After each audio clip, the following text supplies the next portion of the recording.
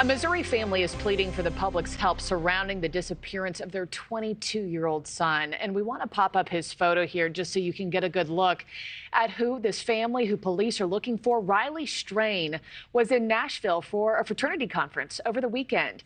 The 7-foot-tall University of Missouri student was last seen Friday night at country star Luke Bryan's bar. Strain's friend discovered he wasn't at their hotel on Saturday morning and alerted his family. They're now in Nashville to track down their son. Take a listen. He's just a great kid, and we just miss him, and we want him back so bad. It's just unimaginable. Riley's mother and stepfather, Chris and Michelle Whited, and then Riley's father and stepmother, Ryan and Millie Gilbert, all join us now. I am so sorry for the worry, the unknowns that you're living through right now. I mean, as his parents, I mean, mom and dad, this moment must not even feel real to you. No, it's something that it's your worst nightmare, really. Are there any new leads this morning from police or Riley's fraternity brothers that we may not be privy to? We haven't had any update yet this morning. We're hoping to have something within the next hour to kind of give us a little more insight of where we need to focus our efforts today. Mm-hmm. I understand his friends told police they had last seen him at Luke Bryan's bar on Broadway about 9:45, 10 p.m. when he got kicked out of the bar. I mean, have you learned more about why he was kicked out? Had he been fighting with someone? What have you learned there? No fighting. It was the bartender just said he'd been overserved. And when they took him out, his friend was trying to go out with him, but they would not let him at that point. He finally got out, and when he got out, he was no longer there. One of the other guys called him, and he said he was going back to the hotel room. And no word from him since. Michelle, I understand he called you from one of the venues on Friday night about 9 o'clock. I mean, this would have been about an hour before he disappeared. What was the last conversation you had with Riley? He FaceTimed me at it was like 7:45, between 7:45 and 8:15. And he was just, him and his buddy were having a good time.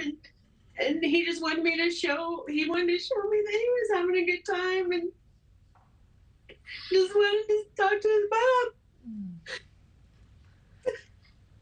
I understand y'all have a very close relationship. You talk multiple times a day. I mean, did anything sound out of the ordinary or any red flags that you picked up on? Plans in the evening that he shared with you? Nothing. Nothing. He was sending me texts after we FaceTimed, and Mom, I love you. Have a good night. And sending me pictures from the different bars that they were going to show me they were having a good time. Mm-hmm.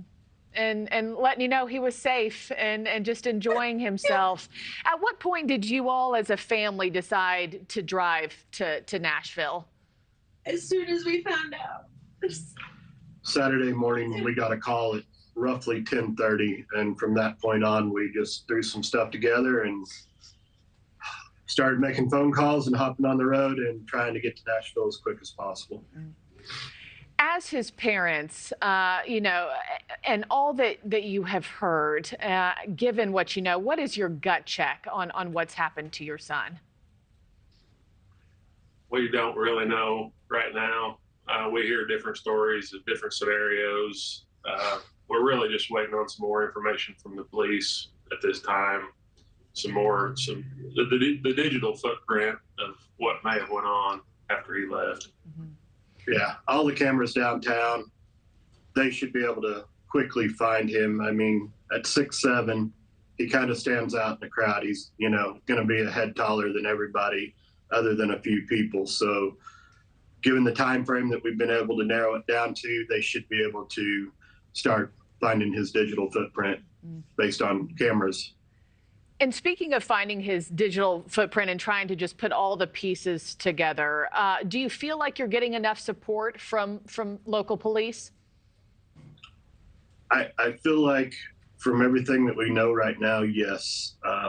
The officer that took our report Saturday night still is in communication with us, even though he's handed it off to the missing persons team. We still get information from him, and he is still actively working with his patrol to search and follow up on anything that they find. Mm-hmm. Thanks for watching, everybody. Go to joinnn.com to find NewsNation on your television provider. Also, don't forget to click that red subscribe button below to get more of NewsNation's fact-driven, unbiased coverage.